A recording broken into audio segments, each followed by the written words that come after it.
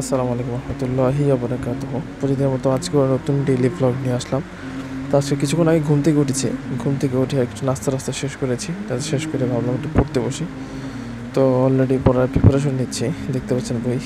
প্রতিদিনের মতো আবার সেই একই বই রিভিশন করার জন্য বসেছি। সামনে আমার পরীক্ষা, সেপ্টেম্বর 10 তারিখে আমার নাট এক্সাম।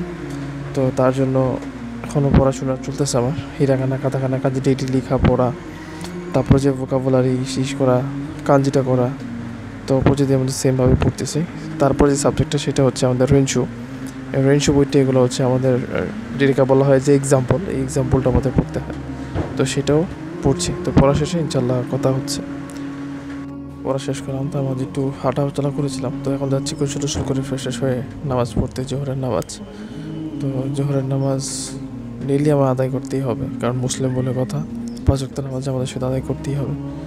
তো এখন আমি অলরেডি মসজিদের সামনে যাচ্ছি। তো নামাজ শেষ করে ইনশাল্লাহ আপনাদের সাথে আবার কথা হচ্ছে। ফাইনালি নামাজ শেষ করলাম।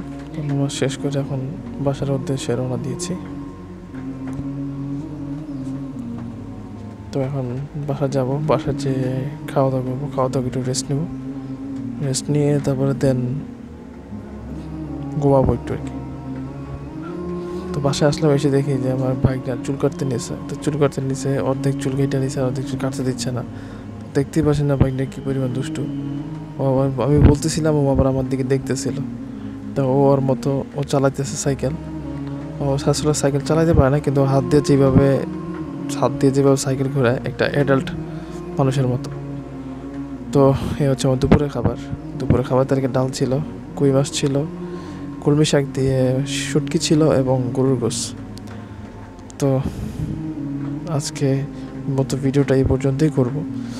তো কিছুক্ষণ আগে ঘুম থেকে উঠলাম, তো একটু ফেসটা একটু লাগছে। তো এটা হচ্ছে আমার বাড়ির পেছন সাইড।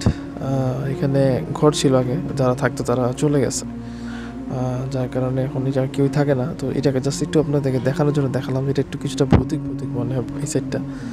হ্যাঁ, তাই একটু জাস্ট একটু দৃশ্যটা দেখানোর জন্য আপনাদেরকে একটু দেখাচ্ছি। তো দেখতে পাচ্ছেন এটা একটা বড় ঘরেই ছিল আর কি। এখানে বসার জন্য আবার সিঁড়ি করে দিয়েছিল বসতে পারার জন্য। তো এই হচ্ছে আমার বাড়ির পেছন সাইড, পুরো খালি। এখন রেখে দিচ্ছি। তো ভাই ভালো থাকবেন, সুস্থ থাকবেন এবং দেশ ও জাতির জন্য দোয়া করবেন, কেন এখন বর্তমান যে পরিস্থিতি চলতেছে, এখন সবাই সবার জন্য দোয়া করতেই হবে, দেশের জন্য দোয়া করতে হবে, এছাড়া কোনো এখন বর্তমানে গতি নেই। তো ভালো থাকবেন। আসসালামু আলাইকুম ওয়া রাহমাতুল্লাহি ওয়া বারাকাতুহু।